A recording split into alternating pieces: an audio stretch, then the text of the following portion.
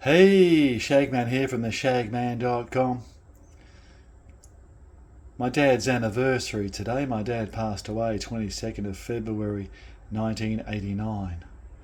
So today, 22nd of February 2025, my dad passed away 22nd February 1989.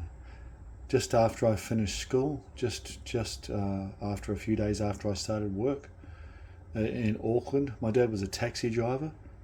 He was killed one night at work. Not sure if he was coming home or going to a job, but it's pretty late. And so this is a photo of us. So we lived in Auckland, grew up in Auckland. We moved around a bit. This photo was taken at Titirangi. So if you're a Kiwi, we lived in Titirangi for a while on a road called Scenic Drive, not far from Titirangi Primary School. That's where this photo was taken. I'm obviously very small there. I was about 8 maybe. Anyway, is that primary school? It's my dad. My dad was one of 7 children. He had 4 brothers and 2 sisters. My dad was Irish. His mum was Irish. My Irish nana, she had the accent. His dad was actually from Roma in Queensland, I'm told. So big family, one of 7. Got the shrine going here. Got the candles. My dad loved roses. He was always growing roses. And my sister, Kelly, she inherited the gardening gene. She always growing things now, roses. But I got dad some roses from Aldi. Once again, Aldi in Australia. My dad, I just wanted to tell you about my dad. This is a bit of a long one, but I just wanted to tell you about my dad. So there's a few things. My dad was really, really good with his hands, and he would build us so much stuff. He built us. Like one time, not this property in Titirangi, but another property we lived at in Titirangi. I wanted to build a tree house, and my dad, he loved trees, and there was no way he would ever let me put nails into a tree, right, to build a tree house. So he built me this massive tree house with concrete poles concreted in, and massive. It was just amazing in the trees, without touching a tree. It was amazing. Build me stuff for work, school projects, and my dad was really good with maths.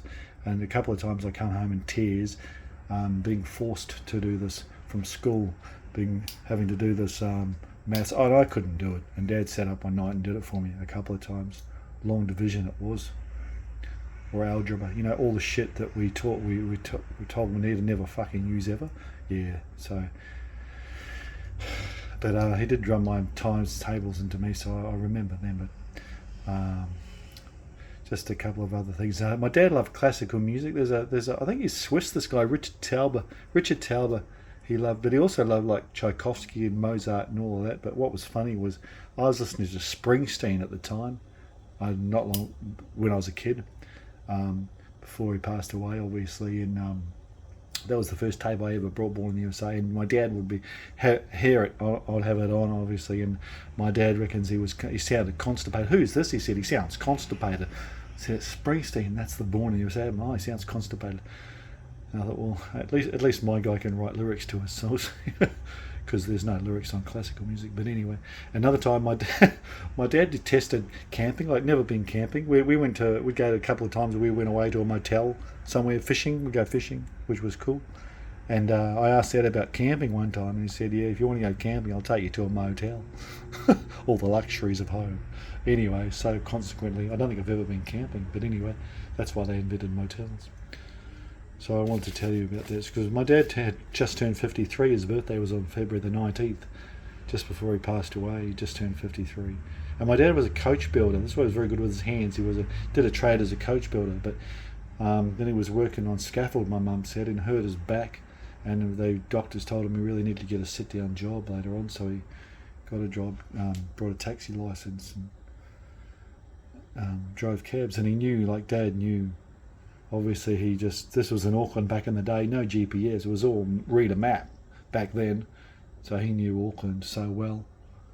There's another photo of him holding, we've got a little dog, a little puppy, and I'm not sure where that photo is, but anyway, that's a nice one there. And there was another time, my dad had grown up in Point Chev, Auckland. If you know Point Chev, we go to the beach at Point Chev and there was this creek near there called Miola Creek, and Dad would take me there, and I'd catch eels as a kid, but Dad said like it was pretty dirty, you wouldn't know what's in there, and there were eels and these tyres and stuff, and he said, look, I'll just go and buy some fish if you want some fish. Yeah, it was the thrill of catching the eel. But anyway, I'll tell you one more story. So well, the thing was, it was good because it wasn't good, but when the day he left, the last day we saw him, I got to say goodbye and tell him I loved him, because he would leave early, like 3 or 4 in the morning, and I got to tell him I loved him and say goodbye, because he'd come and see us before he left. So we kind of did get to say goodbye. That was the last time we saw him. But I wanted to do one more thing. You know how anyone that has reading glasses, if you're like me, you lose them all the fucking time. So anyway, one time our Dad would always leave them in the car when he got home from the taxi, so I'd always have to go out to the garage and get them. So one time I got some spray paint, and I spray painted glasses on the front of the garage where he'd see them, and see it he did, and I had to go out there and clean it off. He wasn't impressed. But anyway, so I just wanted to share something about my dad. My dad's anniversary today, 22nd of February 1989, passed away just after I left school and just after I started work. Anyway, so thanks for watching. I'll just show you these candles and flowers one more time. So make sure you treasure people in your life, because you don't know how long they're going to be around. Thanks for watching. Shagman from theshagman.com.